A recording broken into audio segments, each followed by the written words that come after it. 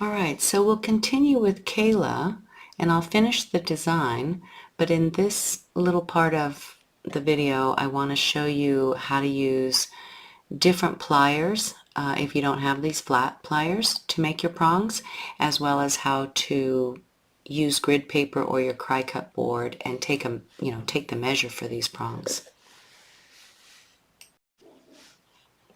Hi everyone, okay, welcome back. So this time we're going to do Kayla with the purple stone, and I'm going to show you how to measure for your prongs using some grid paper rather than using a plier for the measure of the prongs.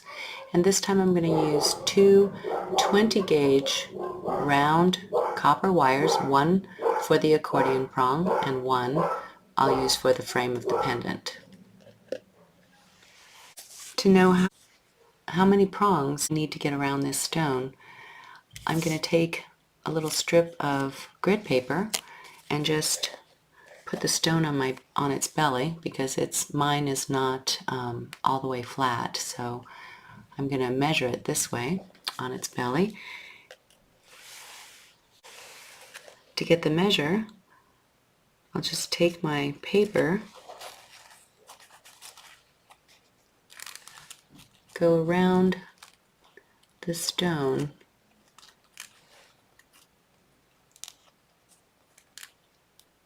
just get a little pinch where the paper comes together. Right here and right here. This tells me the diameter of my stone, so I'll just make little marks on here so we can see.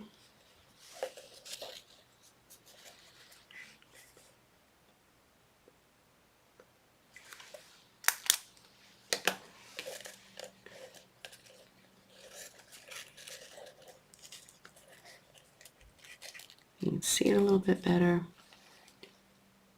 So I've encircled my stone with the paper at its base, and then I've made a mark on each side of this paper where they come together at the top, and that tells me the diameter of my stone.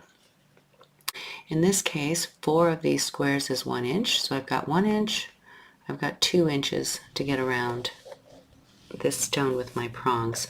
So now I know that my prongs have to fit into that space, my finished prongs.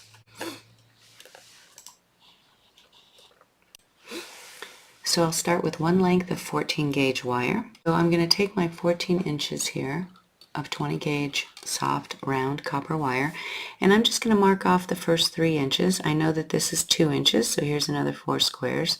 It's 3 inches right there. And I'll start my prongs right there.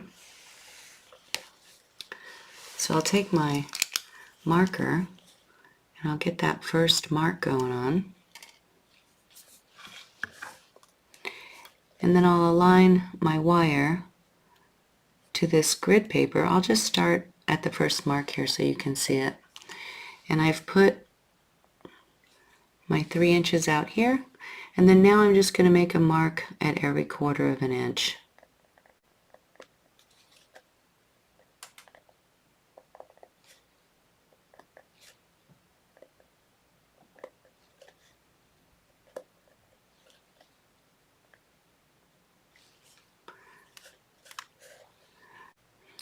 So I'm just moving my last mark over to here.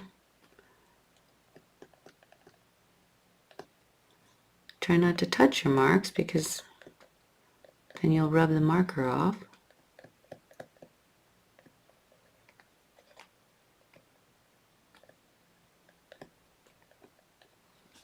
I've used this thing so much my marker might be drying out. And you're marking. Alright, so we'll start our bends just to the inside of these marks. The goal is to get the mark at the curve of the bend. So you can do this with round nose pliers. You can do this, with your chain link pliers. If you can get those flat pliers, you'll save yourself a lot of heartache. But I'm going to grip right here. I'm going to try to stay at the tip of these round nose as I work, and I have to grip just about 1 millimeter or so off of the mark, because as I turn my plier, the girth of the wire and the plier want to add or change this distance, you see. So you're working to keep your mark at the bend. So my short side's on the left, and now my next bend will be down, and I'm going to grip the wire just below the mark. You'll get a feel for the tip of your plier and how wide it is, because they're all a little different, so I can't say yours are exactly the same as mine. And I'm just going to work here. I'm trying to stay underneath the camera also. You'll do this in a little more comfortable position than me. But I'm working to make this curve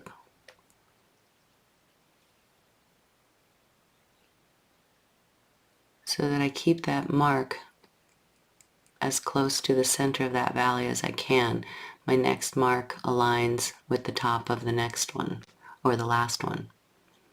So now I'll go to my next one, grip just below it, turn the prong, grip just below it. It's not quite half, at least on my plier.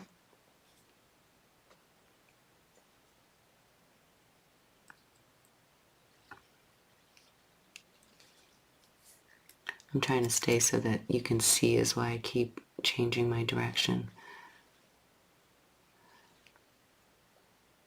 So this is how you would continue all the way down inches that we've marked out, because when we compress them, then we're looking to get 2 inches out of the finished prongs. So just keep working in this way. Now everyone sees why I have all of these flat pliers. They are very specifically for me for prong making, because I do not like to do it this way. It works fine, just a little less fun. And I personally don't tend to get my prongs as even. So periodically, you see how they kind of, some are a little bit wider than others. So I'll just get my plier and with real control, tap them into shape as I go. Okay, and then I'll keep working for my distance all the way down this strip.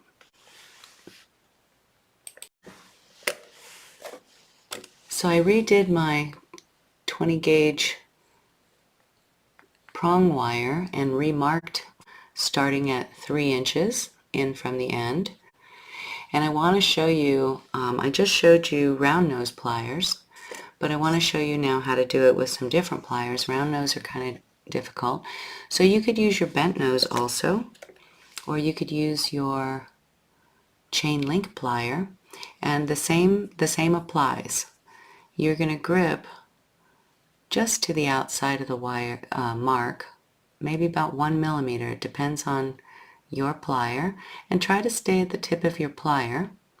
When you bend up, what you're shooting for is that the mark be at that curve. Now you'll move up to the next mark and grip just below it. I'm trying to dodge my camera here, so let me rearrange. I'll come to my next mark and hold just below it so that when I bend the wire, the mark is on the curve. And my next mark aligns with, I know I'm good because the next one aligns with the top.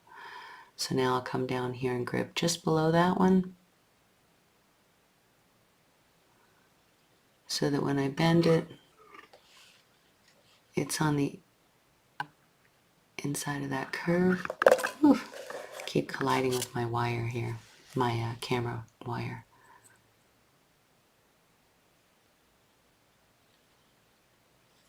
Okay, just like that. Remember that, periodically you need to tap it so that it stays straight for you. Come down here and get right below the next mark so that when I turn it, got a nice even prong. I'm going to go this way this time. So I'll grip there, right below the mark, bend my wire, and just keep working in this way. Try to stay as consistent as you can, and periodically tap up top to keep them level. And doing it in this way will give you a result very similar to using that flat nose plier.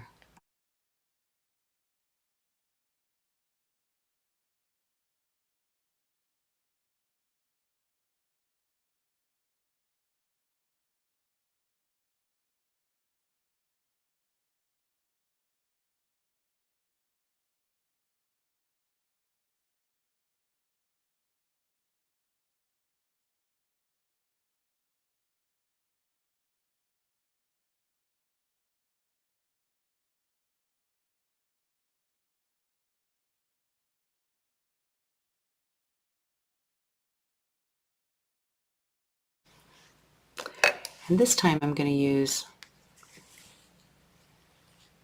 my bent nose plier. I'll turn this wire right back up.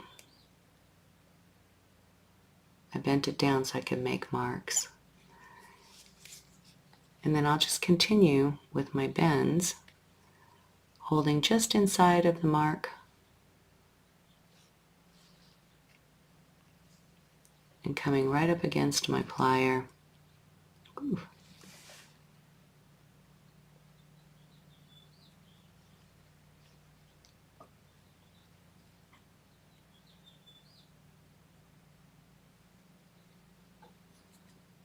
Trying to get the mark to land in the center each time.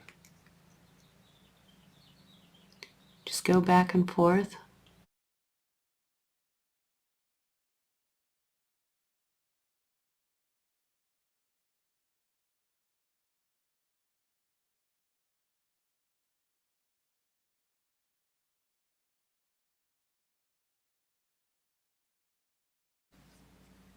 But this works pretty good too. You just got to get used to it. Okay, that's my last mark.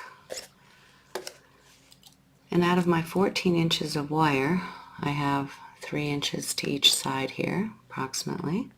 And now I'm going to close up and compress my second set of prongs here, my second side.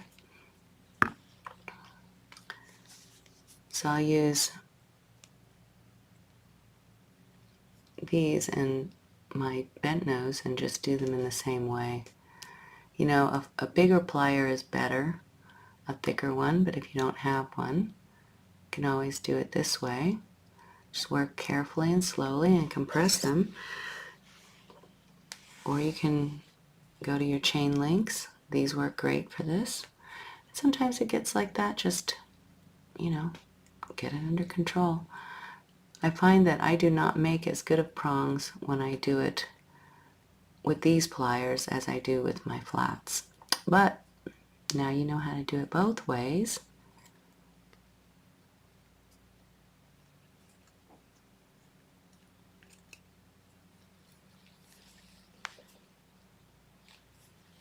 Just get these.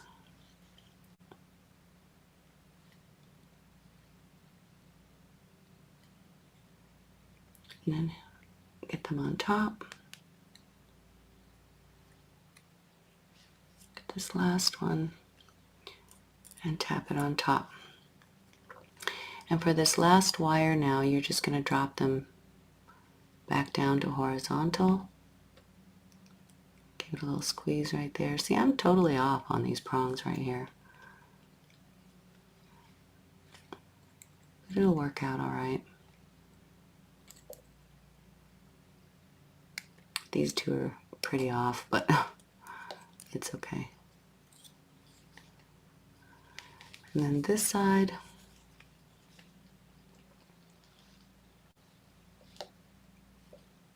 just bend it down. And then I'm just going to work to straighten these out a little bit more. Try to get them a little bit nicer. Ooh. You can see why now that flat plier makes a huge difference in the life of a prong maker. Alright, so I recreated my prongs using my flat nose pliers just so they look a little more consistent, and you can see that they do. And on my last ones, after I've got 2 inches of finished prongs here to get around my purple stone, I'm just going to take this last bend and make it straight and level with the bottom side of these prongs. Okay, so that I can tie my second wire on. Just like that. And that's pretty good. Alright, so I'm going to take a fit before I tie my second wire on, just in case I need to make 1 or 2 more prongs on here. It's always better to be just 1 or 2 short than 1 or 2, too many. So I'm going to take a pre-bend. These are real flexible. You can do this with, without worrying about overworking them.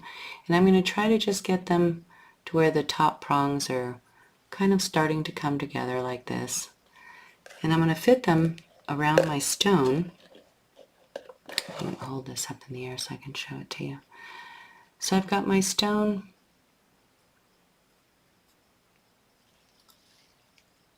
kind of nestled in here, and I'm just going to start a preliminary curve on these to make sure that I've got enough prongs. In the case of this one, 2 inches would make it if I, really squeezed these together here. I might add 1 more prong if I needed to, but in all honesty, I don't like the tips of my prongs, the very top ones, to come together too much. I like there to be that slight gap there. So sometimes when you measure,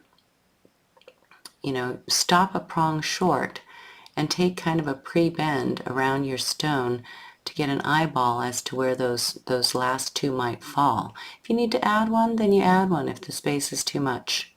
Okay? But if there's too many prong, it's real hard to undo a prong, so it's better to go 1 short and then take the measure. I think I'm going to be fine with this. I like that little space at the top of my oval, so I'm just going to flatten these back out, and now I'm going to tie my second wire on. Let me just flatten these out by laying this down here. A little trick would be, to take a pen and just gently rub over everything, just at the end of my Sharpie here, and that'll help to kind of take the spring out of these and lay them flat for you. Alright, certainly you can hit them with your nylon jaw if you need to flatten them anymore. Okay, before you tie them on. Alright, so we'll start with a fresh piece of frame wire. I'm going to use 20 gauge this time. You could have also used 18 from the previous video. I'm going to center my prong wire on this 14 inches here. So I've got 3 feet of 28 gauge weaving wire here. And I'm going to position my second frame wire just below the prongs. My prongs are roughly centered in the middle of that wire. And I'm going to lead with a couple of inches here and hold on to that. Whoop, I wanted to start this direction. Just hold on to a couple of leading inches. I'll make 3 wraps right here just to get the wire secured. And then I'm going to do my 5 single wraps along the bottom wire and then 2 double wraps in the valley of the prongs. Keep my thumb right there so the wire doesn't travel as I wrap.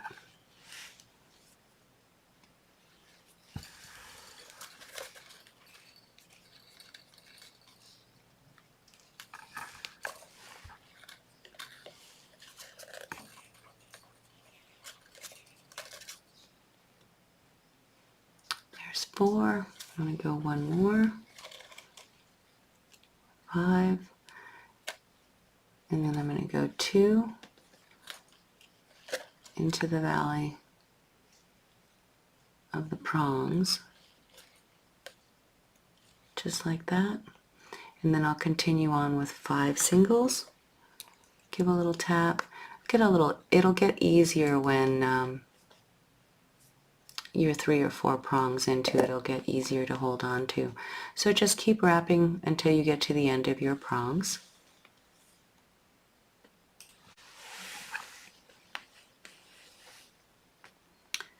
I'm just skipping the video ahead a little bit because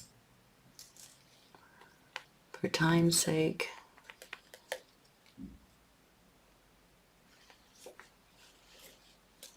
Doing 5 singles.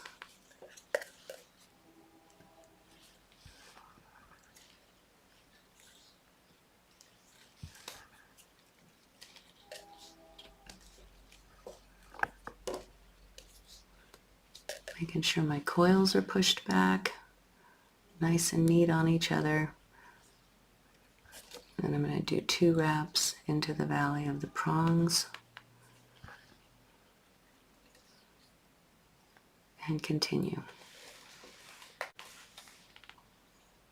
Remember periodically to get your nylon jaw. Give everything a nice tap. Keep the wire behind you nice and straight as you work. You'll notice as you start to tie these on that the tie itself will start to, make the prongs a little bit more even. But sometimes too, you need to adjust as you're going.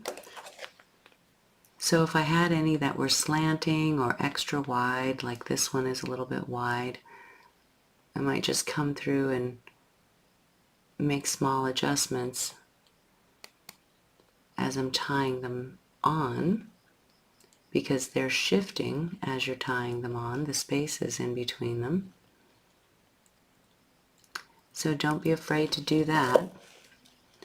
Just keep them nice and consistent as you work. This one's pretty wide right here. I need to squeeze him.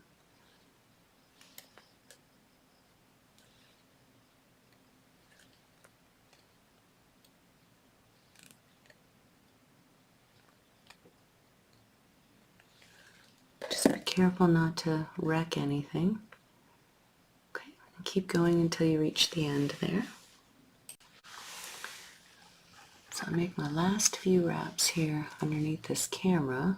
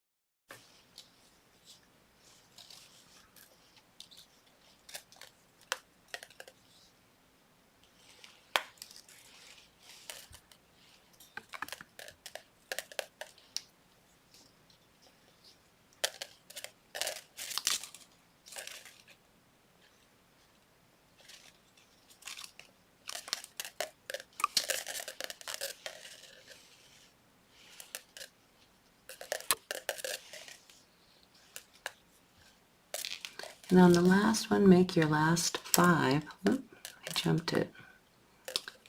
Make your last 5 single coils and then do a finishing 3 doubles.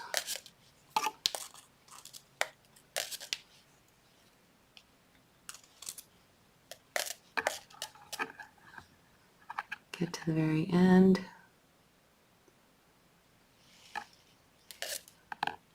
And then do 3 ending wraps right there.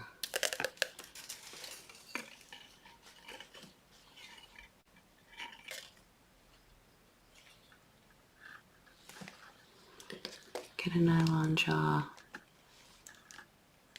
flatten all that up. Okay, that looks pretty good.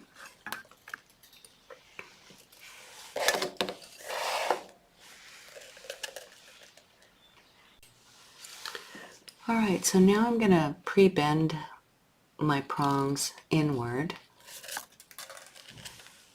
I'll just make sure that I'm happy with everything. I'm making sure that my spacing here is good. And I'm gone to a slightly narrower plier flat nose so that I can grip it here and not collide with the next one. The one that I used to make them is pretty wide, so once I get in here it's going to be, too wide to isolate just one prong.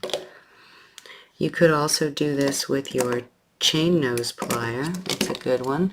The thing to watch out for is that sometimes the tip is a little too narrow and you end up bursting, through the bottom and you separate the prong. So keep those things in mind when you're choosing a plier to bend these over. A narrow flat nose is the best. And you're just going to grip about the top third of each prong. Brace so that you have some leverage. Grip heartily and bend it down, not quite 90 degree, but maybe more like a 45-ish.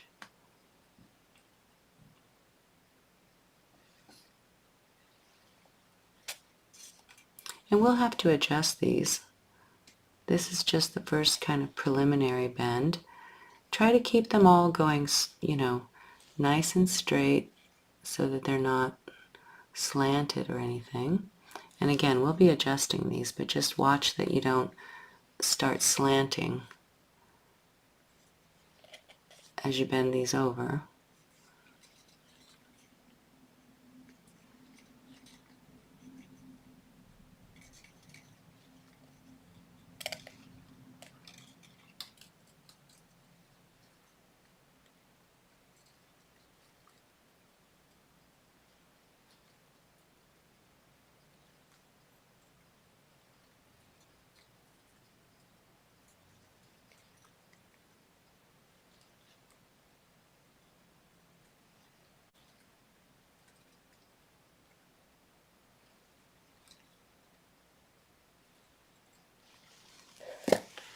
Okay, just like that.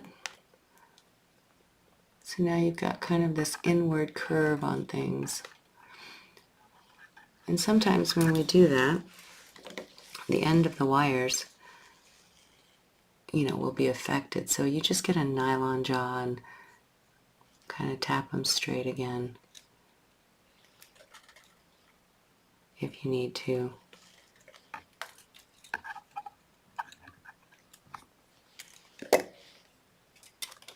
Okay, so this is now the inside curve of the prong basket, of the bezel. Very pretty. And so now I'll start to bring these together. Just do a little preliminary bend in the middle, making sure that my 2 upper prongs stay about fairly even with each other. And then I'll pick my stone up.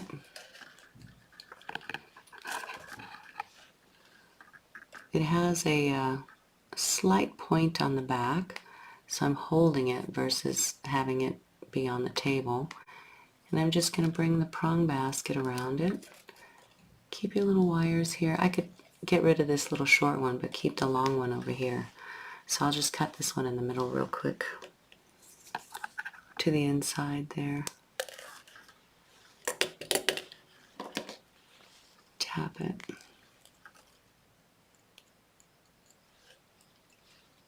Make sure it's nice and flat. Okay. We'll just work to bring these two ends together. Make sure that your gemstone is seated, very much at the bottom of the basket. And work to keep the two upper prongs even on your gemstone as you come around. These wires are going to bend upward, so you can just start to kind of jiggle them upward. Do a little pre-bend right there. Just stay center to your stone. And that looks pretty good. Okay. Sometimes the back, if you're on a flat cabochon, it's even with this bezel. These faceted gems are recessed, right? It's pointy here and long, but then goes out. So we have these little cavities right here. Just work to kind of snuggle your wire up. Make sure not just the front wire, but that the back of the wire, if you're working a bezeled stone like this, comes in a little bit. So you see my two upper coils here in the back are close to each other, which is good. And my stone is sitting level. So if this is too wide, you've got too much, gap in there. So you just keep squeezing. If you can't do this with your fingers, if you can't get it any closer, you can take the edge of your table, and it's hard for me to demonstrate because the camera's up in the air, but you can do a slight rolling. Make sure it's all under control, and it'll help you kind of push that coil a little bit if your hands need it. But you're working just to get it seated in there nicely, that there's not too much gap between the stone and the bezel, and that's pretty good there. Again, with flat cabochon, you probably won't even have this issue, but it's with these ones that have a pavilion in the back. And then my two coils are meeting here, and then in the front my two upper prongs are even, and it looks like a nice capture. So that's pretty good. So these two, or these four wires, there's two short ones in the front and then your two long ones in the back. I'm going to take my existing 28 gauge, just going to use a bit of the remaining fragment and just tie the neck up. If you need to get a plier to help you pinch that together a little bit, you can.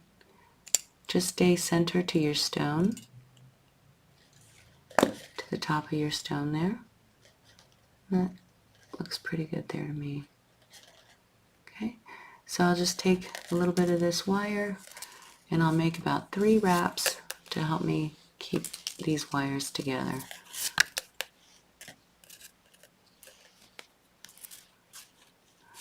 I've got my 2 longer ones on the bottom and my 2 shorter ones on the top. So I've got them wrapped a few times, and to end this wire I've got my 2 short ones in front. I'm just going to separate them from the 2 back ones. If you need to get your plier and tap them so they stay side by side there, just do that.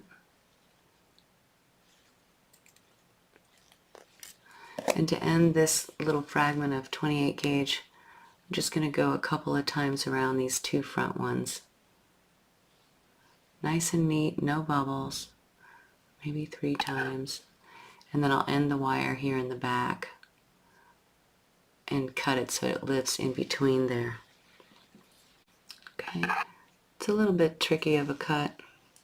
Just get it as close as you can. Approach it from the top. Cut it so it lives in there, and then just use your plier to tap that down in there. Okay. And just let these two hang out up here for now. We're not going to squeeze the prongs down yet. You know, the stone may still be a little bit jiggly, and that's okay. We'll adjust them after we weave the bale and drop it back down. So with these two in the back, you can get them straight and just separate them. Make sure that your center, when you separate them, so that your bale is even. If you're on your cry cut board, you might center, if you're on your cry cut board, you might go down a center line and separate these two back wires so that they're even. I like to have about a ½ inch in between them for the bale. And I'm just going to fold these two down and get them out of my way right now. So that looks pretty good for me. I'm going to get 4 feet of 28 gauge on a wire bobbin. I'm going to get 4 feet to weave my bale. Okay, so I have 4 feet of 28 gauge weaving wire on my little wire bobbin, and I've got it dangling off to my side. I've got about 3 feet pulled off of it, so it'll just dangle there while I weave. You can do yours however you like. I'm going to insert a leading 1 inch onto my bale wires here. And this is a figure 8 weave. I'm going to weave for ½ inch, and then I'm going to put the wires back together and weave for another ½ inch to create the bale. So I'll do a complete 360 around this bottom wire. I'll come up, pass through the center to the other side, and do a complete 360 around this upper wire. It's a 1½ actually. So there's the 360, and the half passes through and under to the other side. And then I'll do a complete 360 around this wire, pass over and under to the other side. So it's a figure 8 weave, and you'll just keep weaving in this way for a ½ inch, keeping these two wires, you know, separated as you work. So you'll keep this tension nice and straight across this space, but not so tight that you're going to bring these two wires back together. So you just weave to a ½ inch.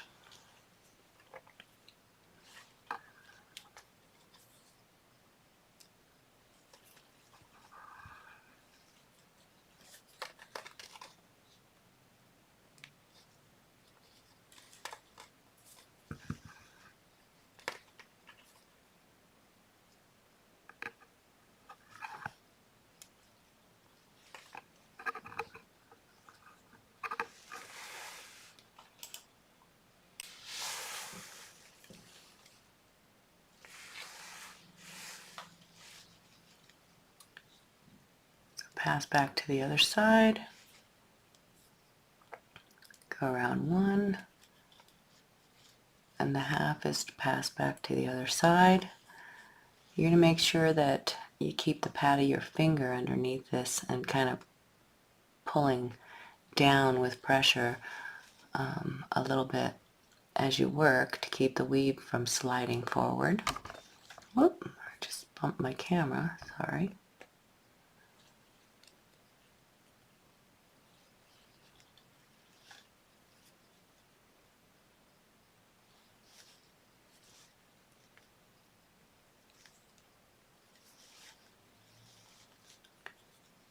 To the other side, do a complete 360 around this side, and then the half passes back to the other side, do a complete 360 around this side, come back to the other side, complete 360 around this one, pass back through to the other side.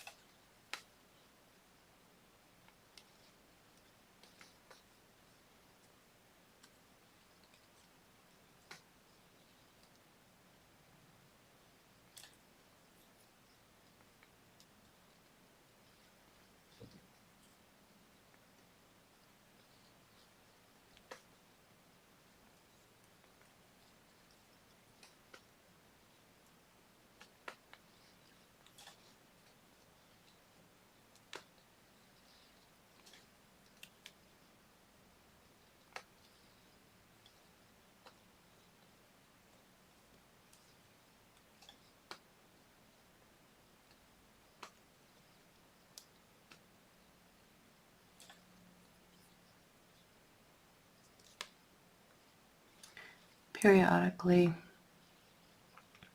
real carefully, just make sure to push your coils back.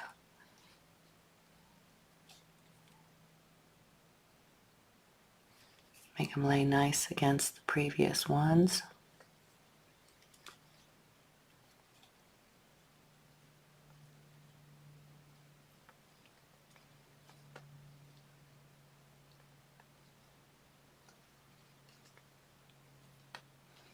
The wider it gets, the more this weave wants to slide forward. So just keep a downward pressure as you work on each side. Sometimes if you can, you can get it with your thumbnail.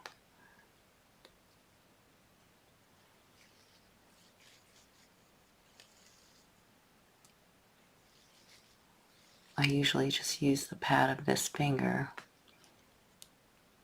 and sometimes this thumbnail to pull back on it.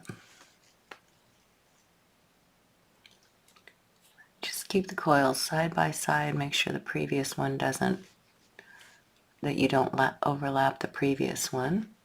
And don't forget to do the entire 360, the 1.5, otherwise it slides even more. And you don't have to do just one. You could put 5 coils in between each of these passes if you want to. I like the single ones because it makes a really beautiful tight bale.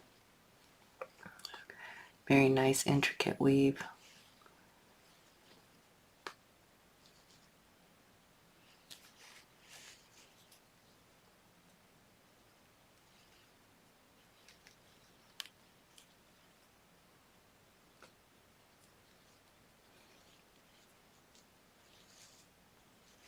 So I'm going to do one more, and then that's about my 1/2 inch there. So I'll make sure to push these back on themselves very carefully. Hold everything and make sure that you're staying center, to the center of your stone. And you're just going to bring these 2 wires back towards each other. Just crisscross them up here. You're looking to make sure that crisscross stays center to your stone here for a nice even bale. So as you weave back from the wide part to the narrow part, it's going to really want to slide forward. So just work carefully and slowly and patiently. When you get them crossed where you want them, it's about a 1/2 inch coiled and a 1/2 inch uncoiled. I'll lower it a little bit. I'll just hold it right there. Get my plier and give a little pinch right here to straighten them back out. I'm looking for these wires to be top center and for the eye of my bale here to be nice and even. And that looks pretty good. So now I'll just keep weaving. continue in this pattern. Like I said, you're really going to have to hold it back now because it's going to want to slide forward. So it's not a matter of how hard you pull, because if you pull tighter, it goes further. It slides more. But it's just controlling each coil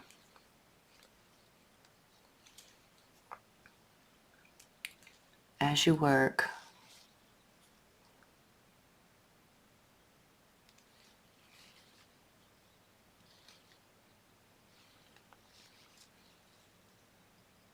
Keeping them side by side. Keeping the tension between them as straight as you can.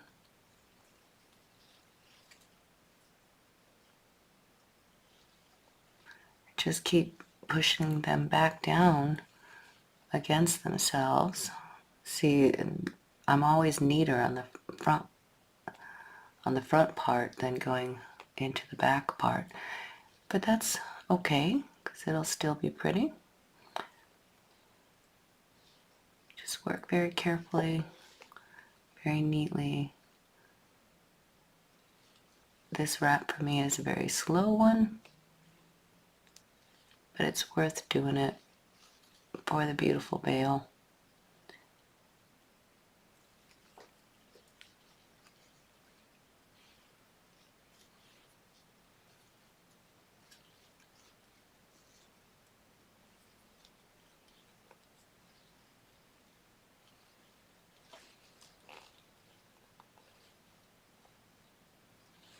Plus, I'm also under the camera. I've always got that excuse because my arms are a little more outstretched than I would normally have them.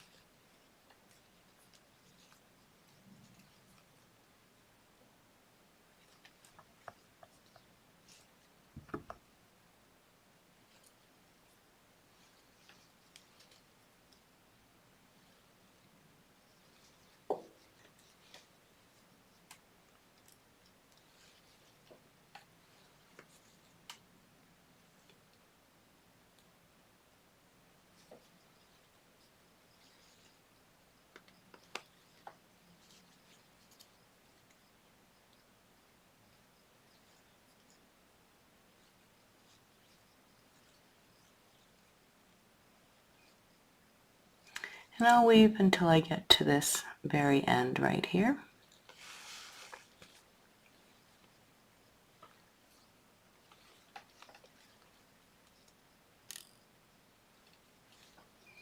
I'm literally holding each coil. It's not a death grip, it's just keeping a backward pressure on them so that they don't slide forward into that wider part. It's kind of like sideways gravity. They want to go that way.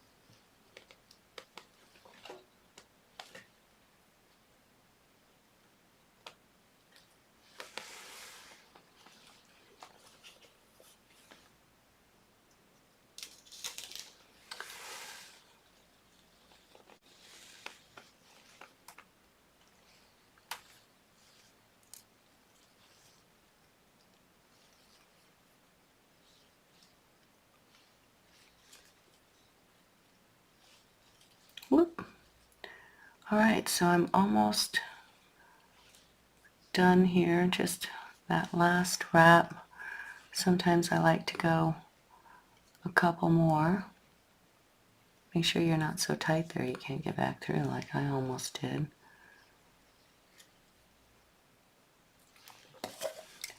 Just take your plier and give a little tap. And that looks pretty good. I get back to this side over here. And now I'm going to bend this bale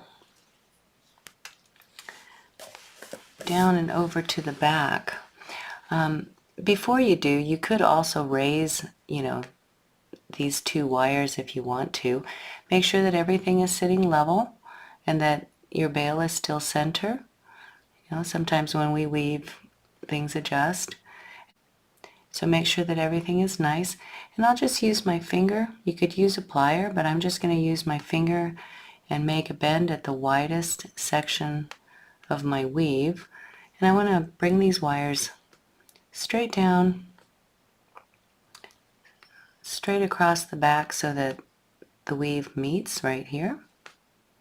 And that looks pretty good. I can take these two wires right here and bend them back up and over the bale for design.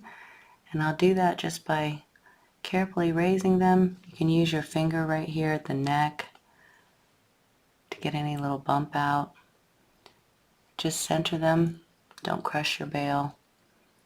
You can bring them all the way down and have them meet everything right there. Just bring them in between the other two or right down, on top of the other two. Nice and neat. And then you'll take the remainder of your 28 gauge here, and I'll just get rid of this forwarding one here. You can get rid of wire just by breaking it as well. Go into a little circle.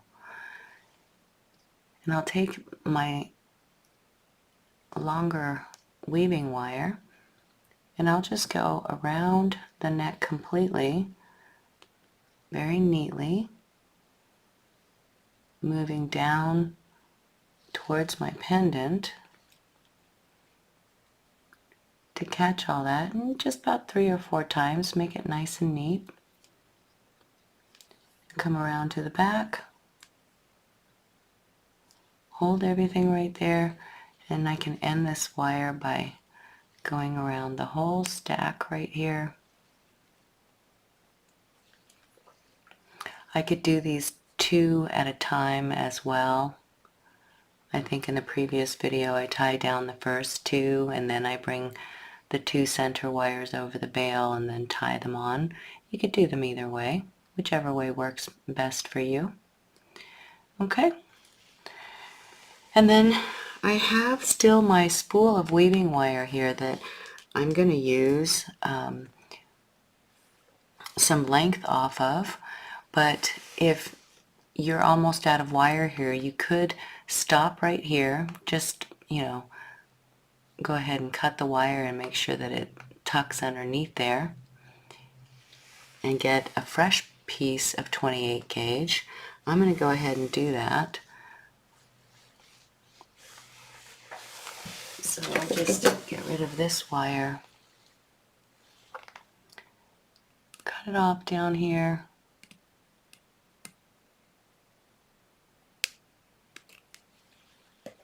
just really close at the edge there. Won't feel a thing. Okay. Make sure to look at the front of your pendant. See that the bale is still top center. We have not tightened the prongs yet, so don't worry if the stone feels a little jiggly still. It's okay. It shouldn't be too jiggly though. You know, if things have shifted on you, then make sure that you get back into order. And now I'm going to tie, there's the two that we brought over the top, which are these two, the two smaller ones if you were working yesterday's pendant. And then we have the two longer ones on the bottom of these. And so with these two, I'm just going to flip them straight over. Ooh, I'm a little bit short on this one. Hopefully I've got enough. It's probably enough. I'm going to take these and I'm going to bend them straight up onto themselves. So right here, get a plier and grip. Don't push, don't pull. Just bend the wire up and straight back on itself. Do both of them. Here's the upper one. I'll raise it so that I can get a plier underneath it. And then right here at the end of my wraps, I'll just grip it, bring it straight up onto itself. Try to get them even. That's pretty good. Try to get them close, you know, to your bale neck, so don't make them too far out there. That's probably pretty good right there. From here, I can part this one to the left and I can part this one to the right, just to either side of your bale there. Kind of push forward right here. For now, I'm just going to leave them right up there. I'm going to work with these two in the back. I'll part them to either side of the crystal, and I'm going to just use my finger and snuggle them in to the inside edge of my frame.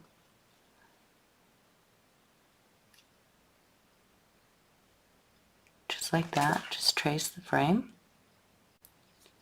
You do one wire at a time.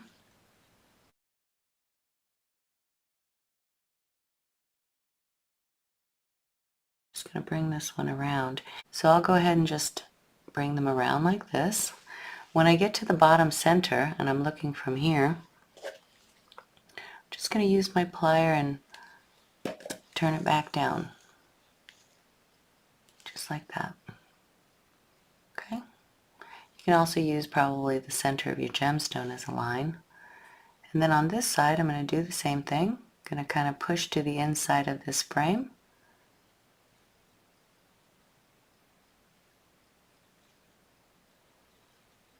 Just trace its shape around. And then when I meet the bottom center, get a little plier.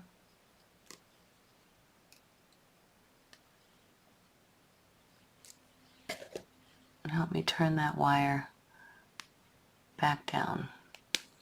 Just like that. When I look at it, I should be fairly bottom center. Okay.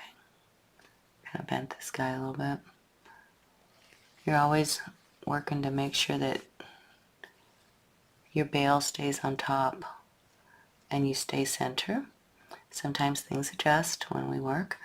Okay, the reason the prongs aren't down yet is because you want a little bit of room here in order to tie this wire onto this frame. Otherwise, it'd be real tight getting in between here. So I'm going to take a fresh piece of 28 gauge and I'm going to get it 2 feet long.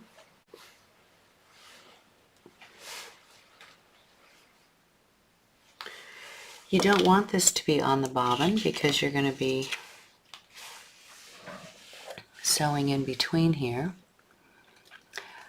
So I'll take my fresh piece of 28 gauge at 2 feet long, just come in here, anchor to the back with a leading 1 inch. I'll make a few wraps. I'm going to go in between these spaces, so I don't need to do each one. Like I might attach right here, coil for a while, attach right here, coil for a while, and attach the one from the bottom here. Okay, so I'm just in between my fresh wire, my bare wire, and the coiled bezel, and I'm just going to go around and make single coils here until I reach my first intended spot, so about a third of the way down.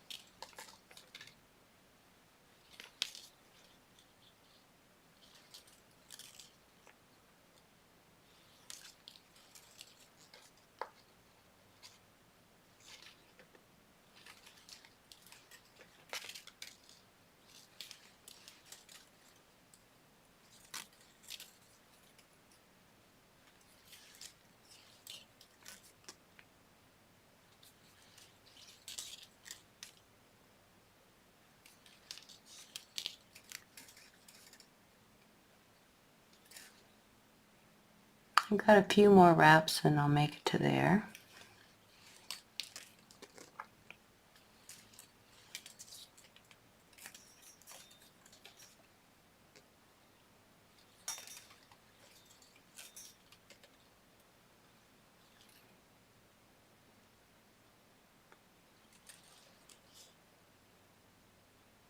Maybe one more. I try to get as close as I can right in between there. Okay, so once you get close, this is the little bit of a tricky part. You want to feed your wire, your weaving wire, back through here. Just get a nice edge on that and come between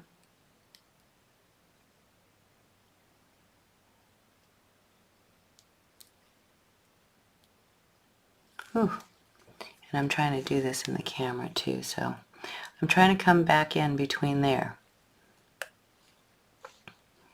Sometimes getting the end of your weaving wire into a nice little point here helps.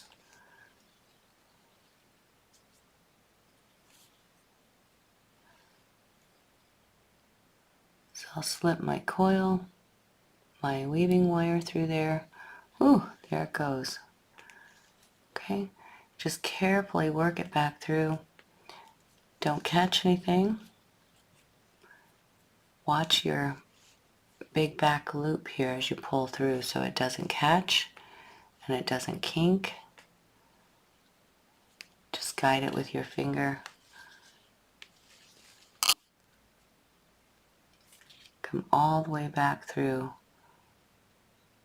Land that coil and then snap in between. You know, don't pull so hard that you're going to break your wire, but you can come back over, get a nice snug pull back over,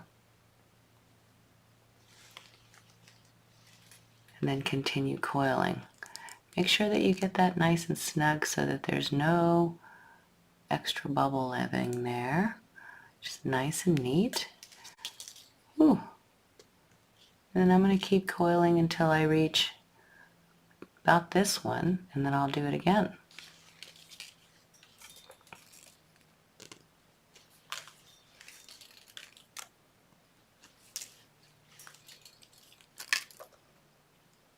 Up here I'm holding the neck, but I'm not crushing anything. I'm just holding my pendant right here so I have some leverage on it.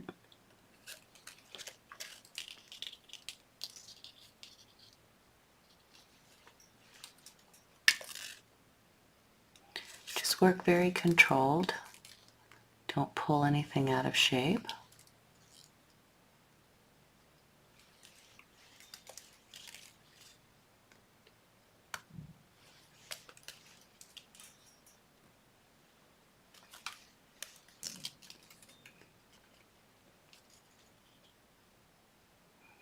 I'm going to probably go right about there.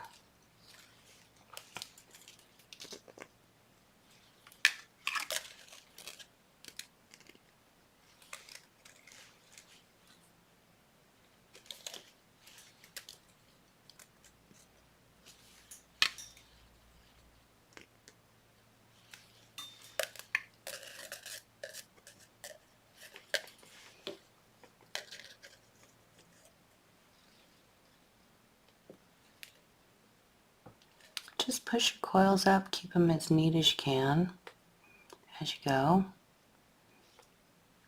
I think I'm going to go to right about there is what I said, so a few more.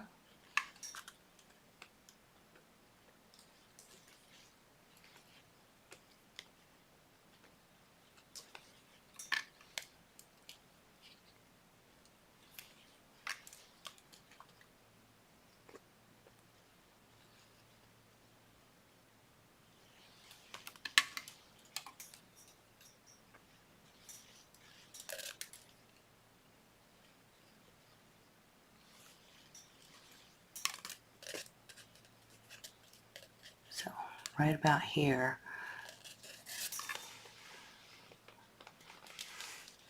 Just get to the end of my weaving wire here.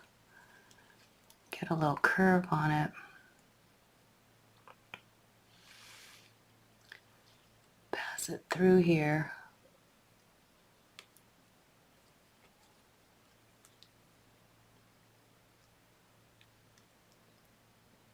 Ooh.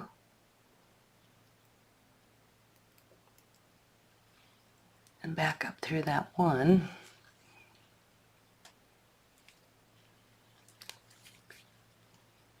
Make sure to keep everything nice and tight, but not so tight that you're out of control. Pull over your coils. Make sure that there's a nice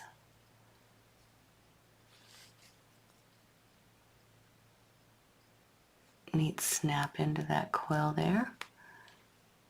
And then go right back into your pattern and make sure it's all nice and neat with no bubbles. Okay? And then do a few more and get to right about here.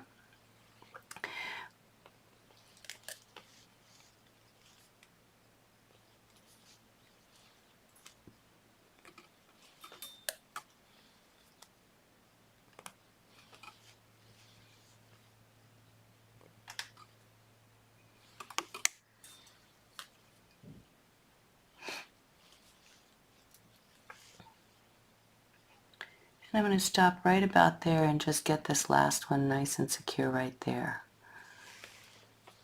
And that'll give me some room to make some decisions.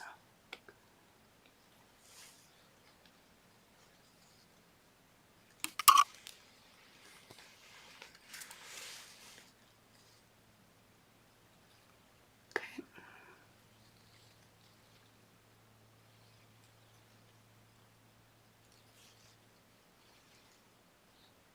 I'll just do one last one there just to secure it for now. Okay, so that's pretty nice and neat. Ooh.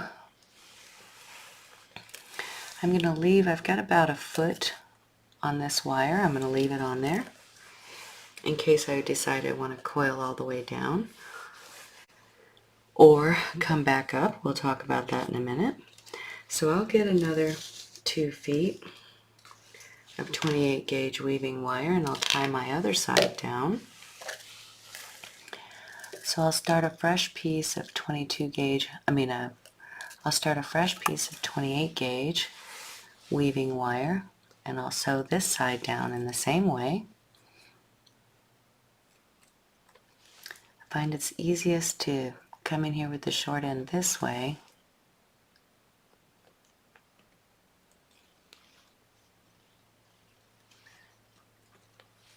But you find out which way is easiest for you.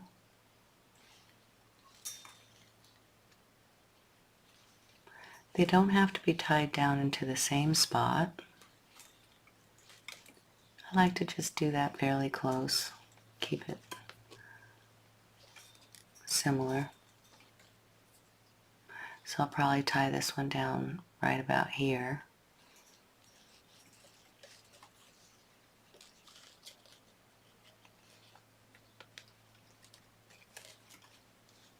Once my coil reaches there,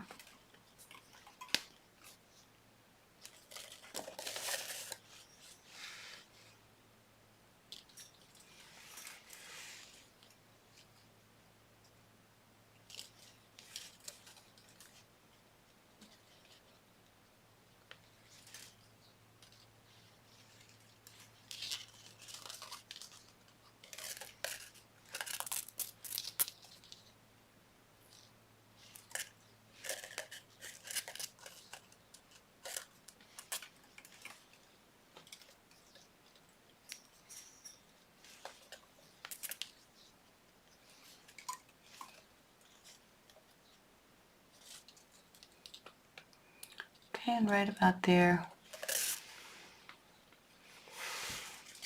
whew, keep your wires from tangling too much.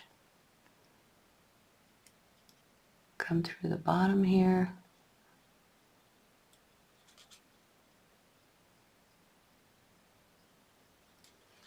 Sometimes making a little curve down here helps.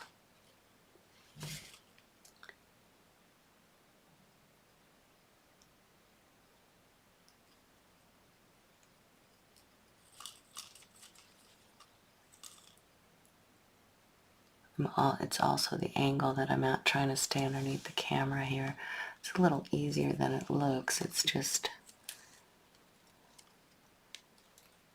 I'm trying to be in a certain direction for you. So just be real careful pulling back up. Make sure that it doesn't kink.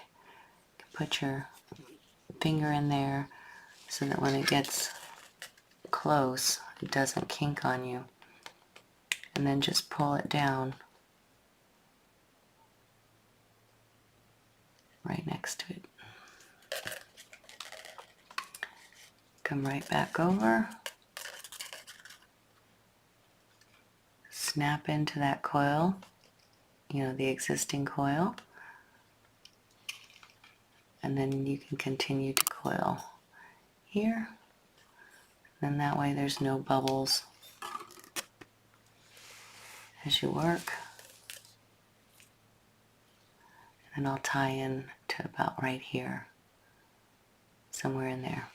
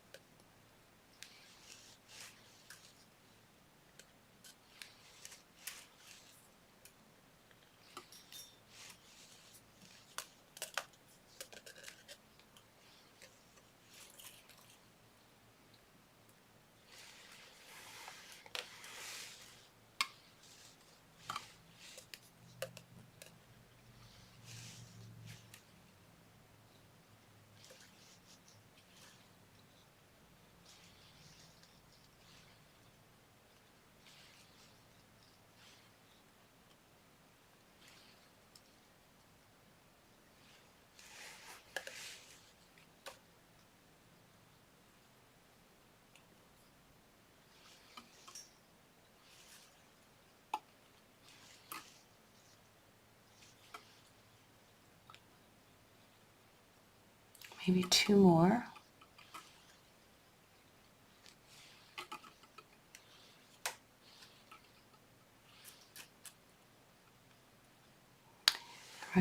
there. Get to the end of my wire.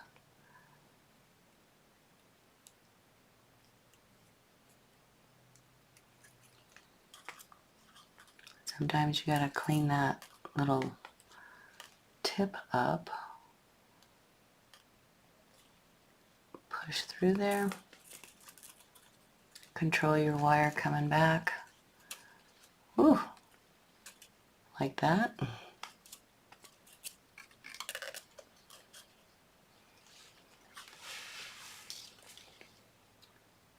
Just make sure you get a nice, clean insert on it.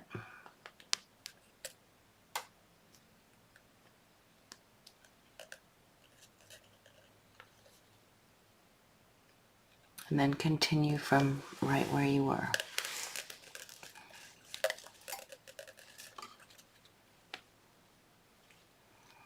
And then I'll do a few more just like this side. I'll connect right here, and then we'll talk about options.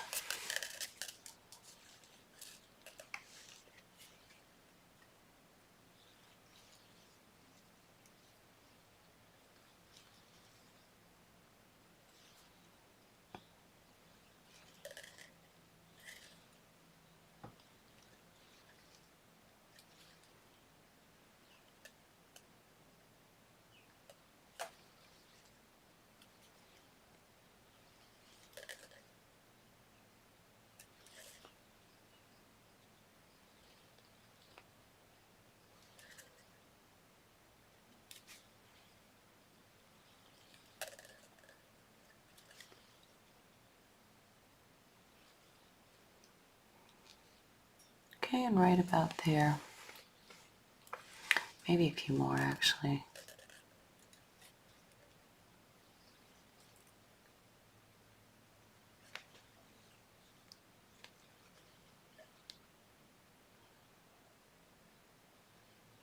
Okay, I'll jump through there.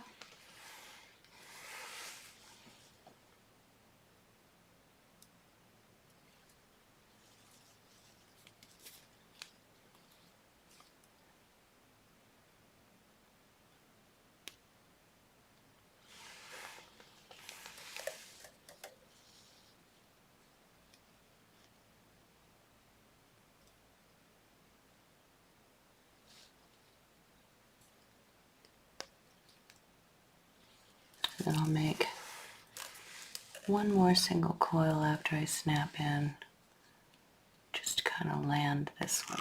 Whoop. That's what happens when you pull too much. Okay. Whew. Let's take a break. Make sure to stretch everything. Oof, my shoulders. Oof. I'm going to clean everything up. So I've got a couple of starter wires up here. I'm going to get rid of these guys. You can either cut them or, you know, the famous twisting trick, but sometimes I can't get that to work, but you just pull on it and make a circle until it breaks. Don't pull so hard that you pull your stuff out of shape. There it is. And then it breaks off right at the point of connection. Okay? Woo! So check everything over. We've got 2 pieces of 28 gauge, one to either side. I've got about a foot, maybe a little more. If you're watching this ahead, you could probably cut 1.5 feet instead of 2 feet. And I've just tied all my beautiful wire on right here. And now with these 2 down here, what I can start to think about is, do I want to flip them up and make design on the front? You know, if not, do I need them in the back? Is my pavilion deeper than what I'm showing you here? If so, you can flip them back up this way and give yourself another layer here, you know, to make some room for your pavilion if it's deeper. So I think in our case we will flip back up, and so the tie wires are here so that, you know, as we go, you know, I can sew back in and catch this wire. So what I'm going to do is right here, instead of coiling anymore, I've got one coil to hold it. I'm going to put my finger right there, and I'm going to lift this wire up 90 degrees and just make sure that it's, you know, sinks kind of right there. So it's just up 90 degrees. Right here you'll do the same. Just put your thumb right there, lift it up 90 degrees from the back. From here, to crawl back up this way, I can take a plier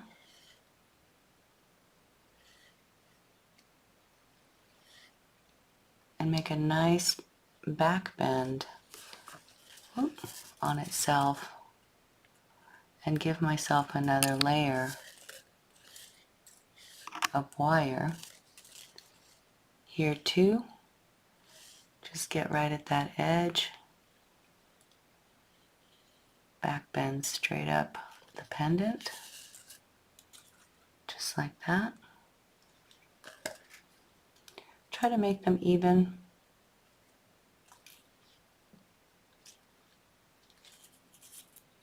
Or as even as you can. And it's given you a little bit of a raise here at the back of the pendant, you see, using these two wires in this way. So I can just nestle it in there. And now I can use my thumb, trace the inside here, giving myself a slight riser for my pavilion. I've still got these two wires up here. I think I'm going to utilize them in a different way. We'll just pretend that my pavilion's deep. Somebody showed me one of their stones, and so I think that their point is a little bit deeper than mine. So we'll just do it this way. So here, same thing. I've got about 1 millimeter there. I'm just going to use my thumb to help me curve back up the stone here. Give myself another little layer of wire. It's fairly even.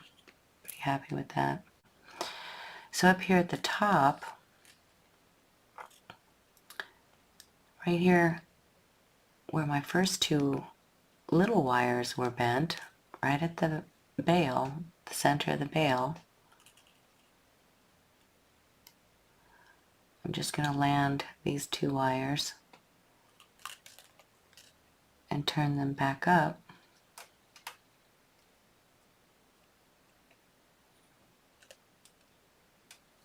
Right there in the middle, where my first two wires were, the short ones from the front. And then utilizing that space right there, I can tie these wires on to the frame. And then I can use the rest of them for design in the front, because my two first ones are a little bit short, so I'm just going to use them for utility and take design from these two. But additionally, going up one more time gave me another layer for my pavilion there. So I can coil these if I want to, or I can leave them bare wire. That's why I left you choices there.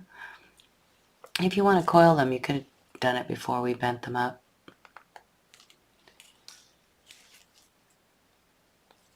But I'll just take the remaining length and I'll make coils.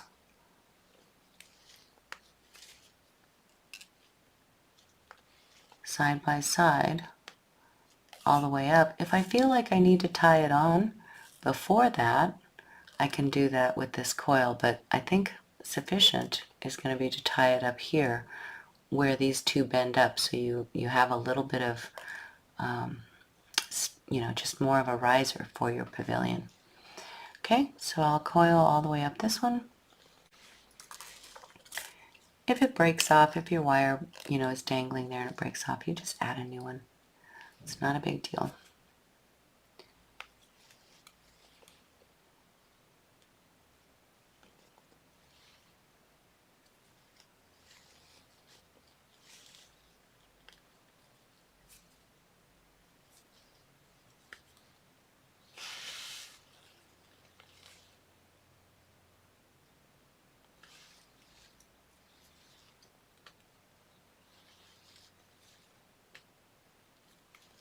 Just be careful not to pull everything out of shape as you're coiling.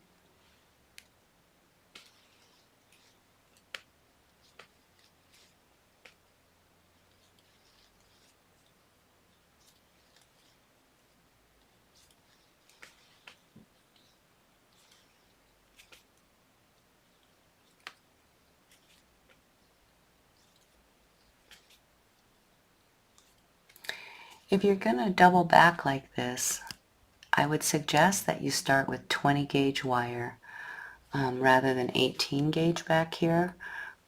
Well, you can do it with 18 as well. It'll just be a little harder on your hands, and so just, keep that in mind because the wire will be thicker. But you could do this with 18 also. Just the comfort of your hands is all on this bend.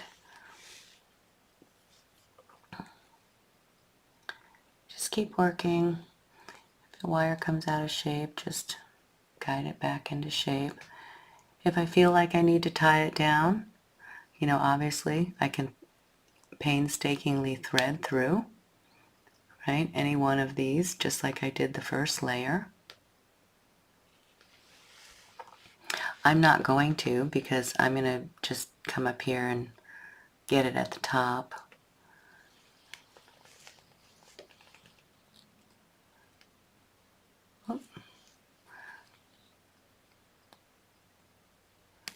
So just work carefully so the wire doesn't pull out of its shape while you're making this coil. And when you get to about the middle, or where you think you can insert approximate middle, this is a good spot right here. Pull my coils back a little bit. If I felt like I needed to go through again,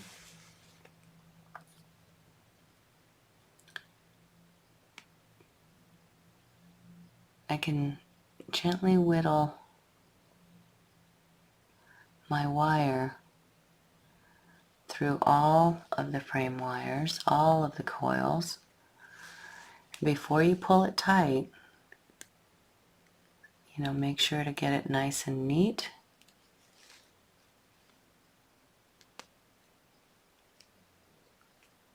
Land it nice and even. When you pull it tight, then it's a done deal. So I like to position it and then get a nice tight pull on it. And you see, it's given me another little cupped space in case my pavilion needs that depth.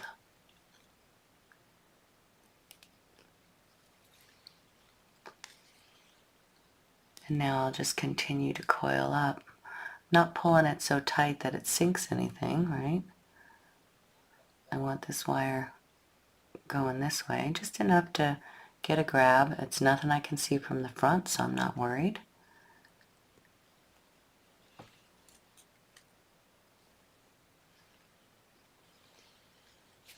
Keep coiling all the way up this wire. Just be real careful.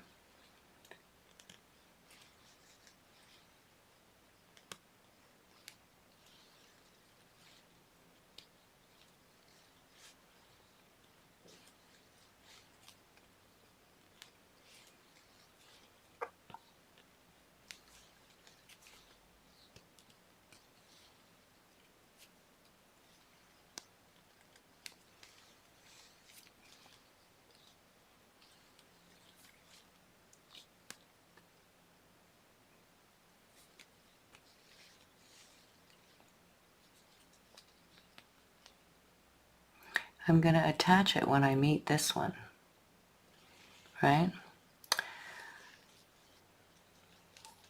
Where we folded it up in the middle there.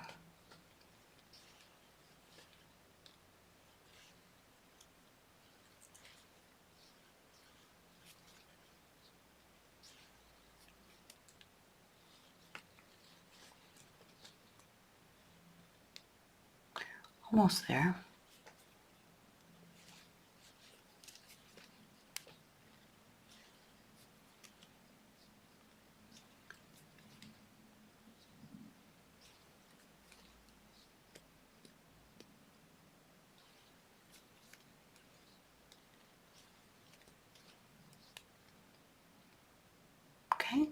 And I've reached, you know, that second short wire. Remember the first that we bent this over the bale and then we flipped them up from the back. So that's what this little guy is here and this little guy is. So the space where they flipped up in between is where I'll be here. And once I reach there, I'm just going to coil over both of them to anchor my wire right there.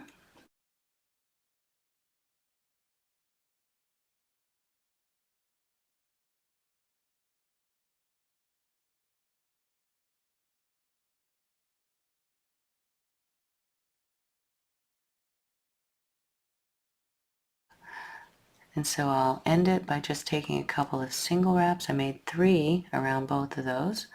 And now I'll just kind of make a single wrap into here, one more, and then I'll just do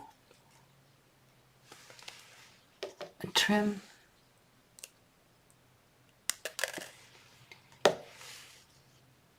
And get that little end tucked down there. Okay? So basically you've got these 2 wires now off to the top left from that coil. You've got a little more pocket space for a pavilion. You could have made that a little bit deeper even, you know, out and then back in to give yourself a riser.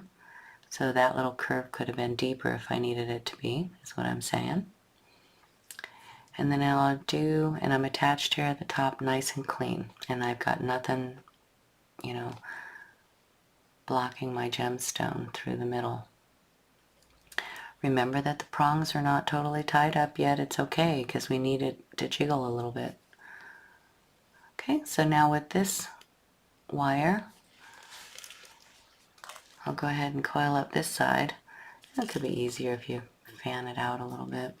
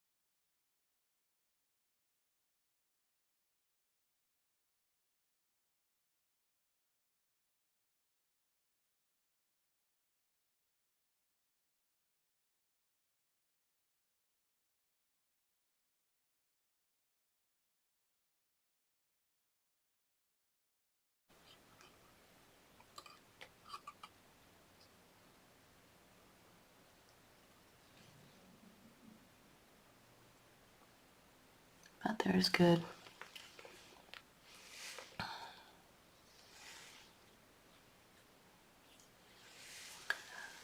So I'll take my wire.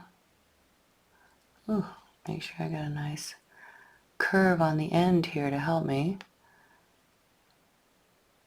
Come through the body of the frame here. Ooh.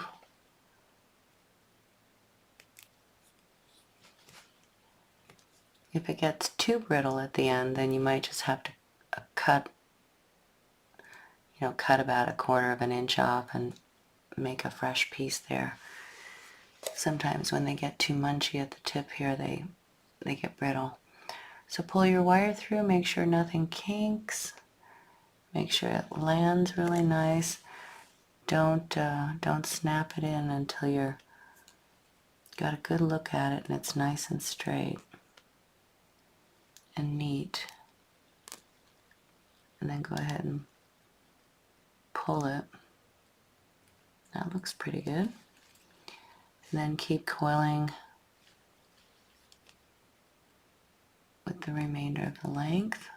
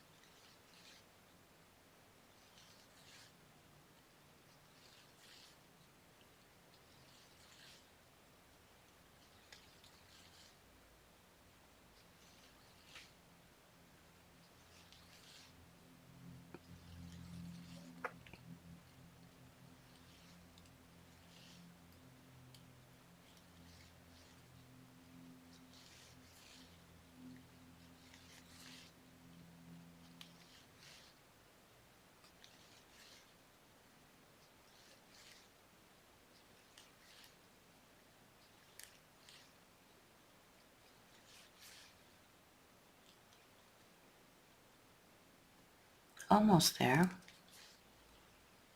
I want to get just to that curve until I can grab them.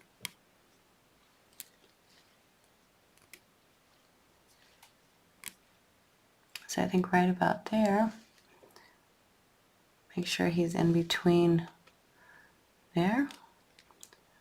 Line these two up a little bit. Whoop.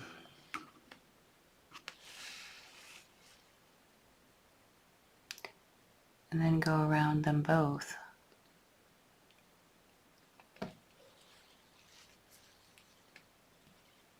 Three times. Nice and clean. And then you can end this one, you know, on a single wrap here in between these guys.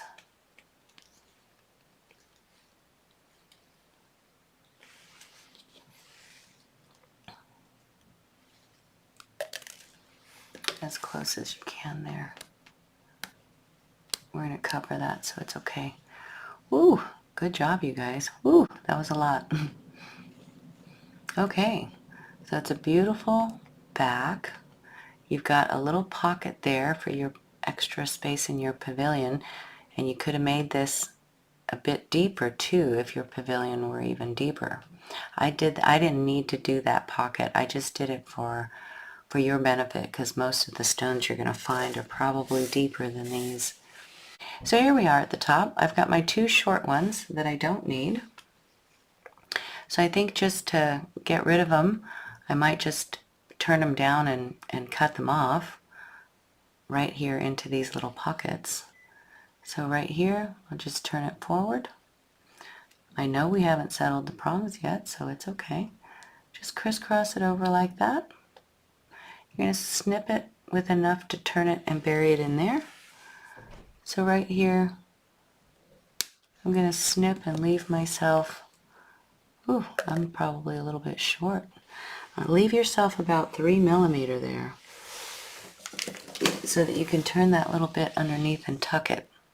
I might not be short. Get a fine plier, get the very tip of it. You can turn it right into that spot. If that doesn't work for you, you can cut it off right here and just curl it, and I might just do that. We'll see how I feel here at the end. See if I can even get this tucked in there. It's pretty tight. Okay. So now I'll do this side, the short one. You know, the first ones that came from this. Gonna bend it straight over and crisscross. Gonna cut and give myself enough to make a comfortable bend underneath. So right here, grab it, pull out slightly, turn that tip in, dive it into that spot just above your gemstone there. Okay, so you have a neat little finish there. If you can get a tap on it, you know, try that. Don't wreck yourself doing it though. It should be clean enough. And then you have these two for design. You can do whatever you'd like with them, but something simple is to flip them forward like we do all of our cute pendants. Hold it right there. Skirt above your first prong right there. So you have this. You can pinch it right here, close it up a little bit if you need to. This side too, make sure you've always got room for chain. And then this side too, take and push. Push, come to the front. Just skirt past the first prong. And make sure you land in the center of your bale there. Nice and clean. Tie a little bead ball there and tie those two together. You know, skinny that up if you need to, just a little pressure right there. Then you have a nice little spot for a 1 millimeter bead ball. before we do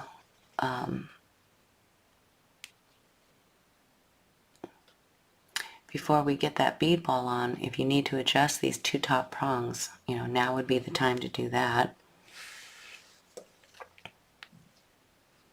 So I'm going to turn mine right here, just turned a little bit, so I'm going to turn it back. Real careful with my plier.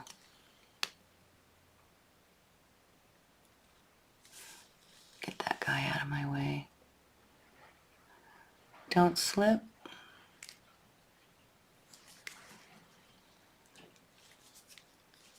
Just going to tap this prong down a little bit before I get a bead on there.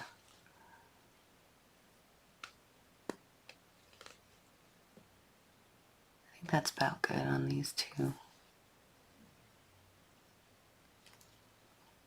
I just wanted to get them a little bit closer to the top before I got any other business going on at the top. So now I get a little bead ball and tie a bead ball in there while I still have some open spaces. So I've got a nice little 3mm faceted bead, and I'm going to put it on the pendant right there. So I'll just center it on a little piece of 6-inch 28 gauge, hold it right there, make 3 wraps along this wire, come to this side, make sure your bead is centered nice, that there's no slack in that wire, but don't pull so tight that you pull it out. And then just get 3 nice little wraps right here.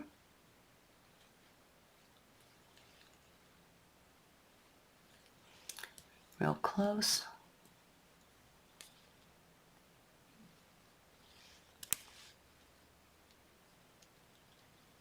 Get a plier in there. You need to scooch that wire. So once you get that little bead ball on there on both sides, I'm going to take this wire, pass it through the frame to the back.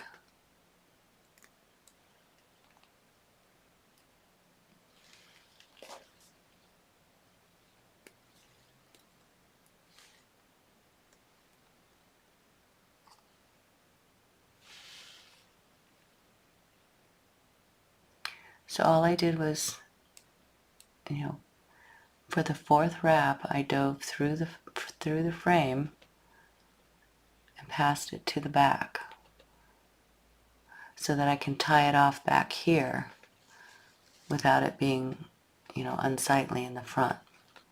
And it also helps to hold this wire back too, right? So I'll find a nice spot right here on the riser is a good spot.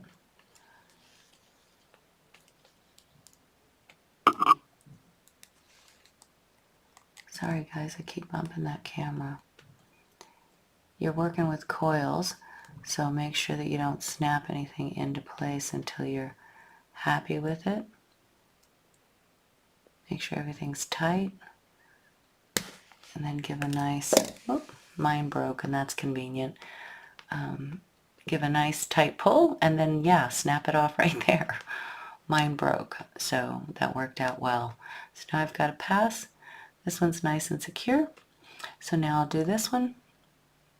I've got 3 wraps. I'm going to bring it forward. Make sure these 2 wires are just nice and settled on the neck here. Get this one pointed in the right direction. Pass straight through the frame.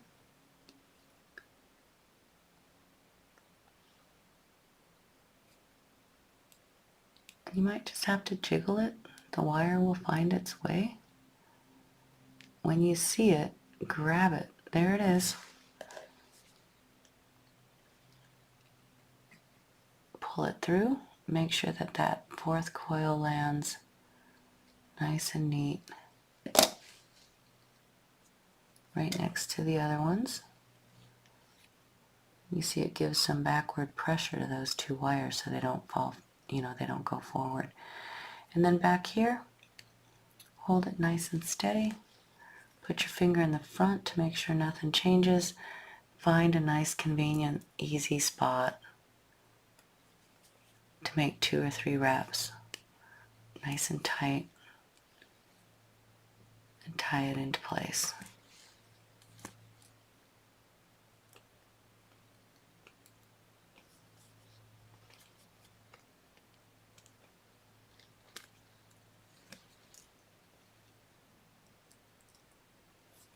And get rid of that end right there. To the inside where it won't be felt. I can tap it if I need to. Nice and clean.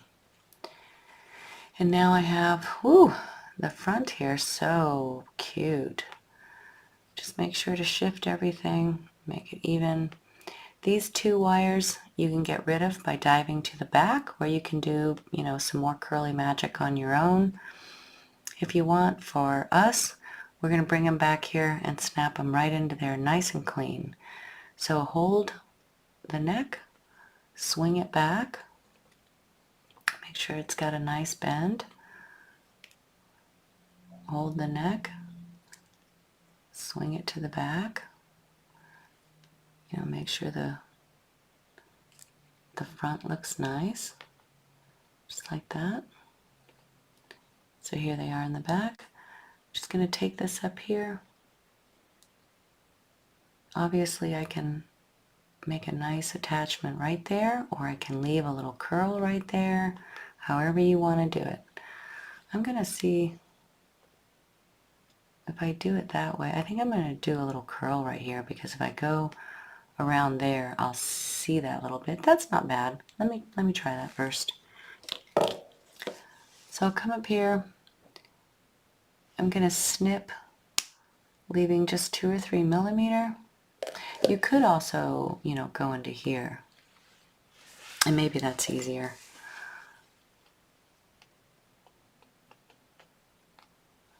So from right here, take my plier. Yeah, I think actually I'm going to go down. I'm going to swing this down. So if you watch this ahead, swing it down, curl it into there. Leave 3 or 4 millimeter, not too much. Mine's a little bit long. Just enough to wrap around and hook in there. Take a bend. Make sure that bend is, a hook. And that you left enough that you can actually grab that side and lock in. Just like that. That's pretty good. The next one you probably have to do a little bit lower, because you won't have quite enough space.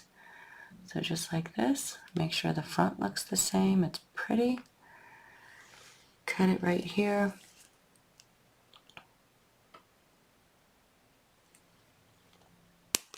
Leaving myself enough to bend down and hook into that closure. Right here, bend the tip all the way around into a hook and into that space. You need to get on the side of it here. Oof. There. And then tap it closed. Okay, so those will never go anywhere. That looks pretty good. Woo! Okay, now the very final bit, you guys, is to take down these prongs a little bit. The reason I wait till the end is because, you're tightening things up as you're wrapping, but also because you need a little bit of jiggle room so that you can wrap and get in between there. So now that we have our gemstone nice and secure, I'll lay it down and just you know, settle everything, make sure that everything is laying on a nice even plane. And I'm going to tap these prong heads down now. So I'm going to start at the upper right and do like 4. I'll come down to the bottom right. I'm going to start at the upper left and do 4. Come down to the bottom right and do 4 or 5. Come up to the upper right and do 4 for the rest of them, and so on. So you want to work in this kind of crisscross pattern, and you want to make small moves, and make sure that you're downing the tips of your prongs evenly and that your gemstone stays centered during this whole thing. Okay, so I'll start up here.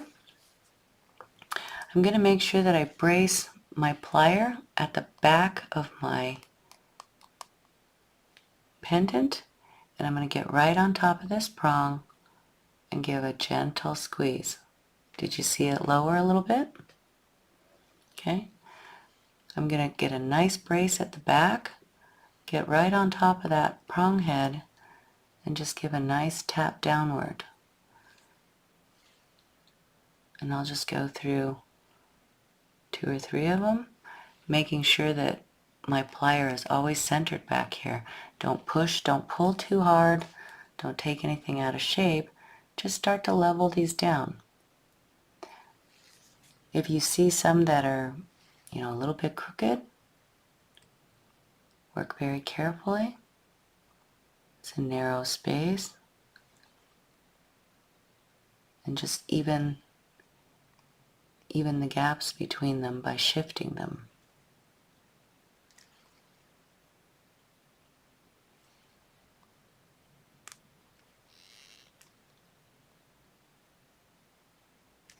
If you even need to do that.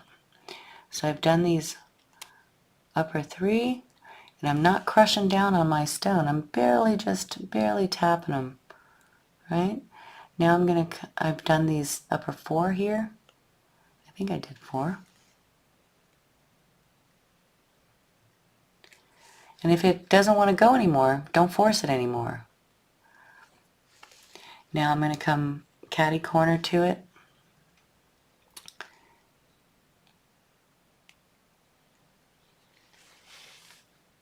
Come catty corner to them. Brace my plier on the bottom. Get right on top of that prong. And just give a tiny little tap. Don't slip. If you feel nervous, you can keep your little finger right here. Okay. So I've tapped these 4 right here. So now I'll go to the 4 or 5 above it and get them settled.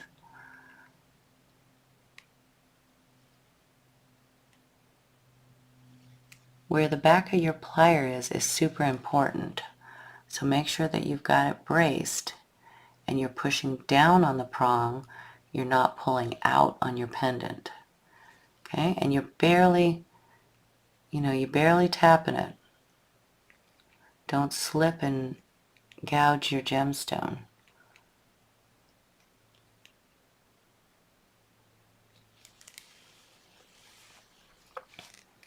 Just work around them.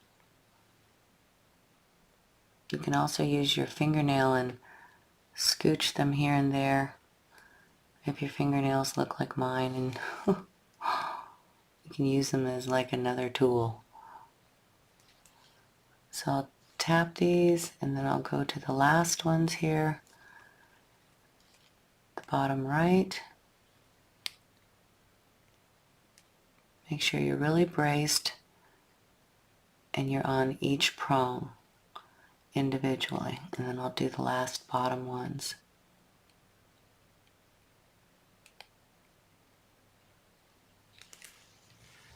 Okay, that's it. You can look down your pendant. They're all laying down nicely. There's nothing to catch. It's super clean. It's beautiful. It's elegant. And it should accommodate some of your deeper pavilion stones, I hope. Anyway, you can let me know. So fiddle it as you like. Put your favorite chain in there. I'm so happy about this one. I love it so much. And I hope you do too. It's a good technique for cabochons, for, juicy gemstones like this. Okay, we'll insert our favorite 1mm chain. Oh my goodness, that's so beautiful. And enjoy it. You can squeeze these together a little bit. You could add 2 or 3 more bead balls up there if you wanted to. That's a beautiful, clean, elegant pendant that hopefully, will accommodate some of your deeper gemstones and also some of just your thicker cabochons in general. So I'll do a cabochon next for us, and let me know how you feel about this one. Drop me comments, thumbs up. Let me certainly see what you make if you make one of these, and drop me any questions that you have. All right, you guys, lots of love. Thank you again. We'll see you next time.